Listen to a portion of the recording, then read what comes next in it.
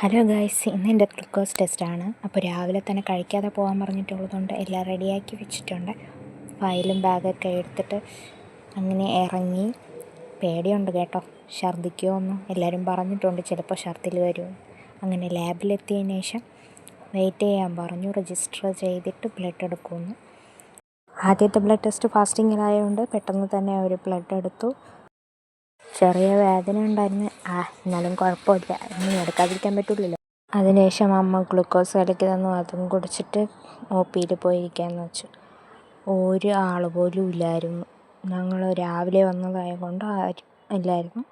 കുറച്ച് നേരം അങ്ങനെ വെയിറ്റ് ചെയ്തു. അമ്മ ഇവിടെ ഫോൺ നോക്കിക്കൊണ്ടിരിക്കുകയാണ്.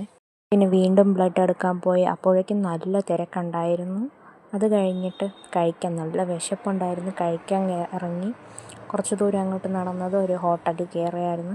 ഹോട്ടൽ കയറിയതിന് ശേഷം 2 പൊറോട്ടയും നല്ല ചൂട് മുട്ടക്കറിയും ഓർഡർ ചെയ്തായിരുന്നു. നല്ല ടേസ്റ്റ് ഉണ്ടായിരുന്നു കേട്ടോ. അങ്ങനെ അത് കഴിച്ചുകൊണ്ടിരിക്കുമ്പോൾ തന്നെ ചായ വന്നു. ചായ കുടിച്ചിട്ട് പിന്നെ ഞങ്ങൾ കുറച്ച് സ്നാക്സും വാങ്ങിയിട്ട് ഇറങ്ങിയായിരുന്നു. ഇന്നത്തേക്ക് ഇത്രയേ ഉള്ളൂ.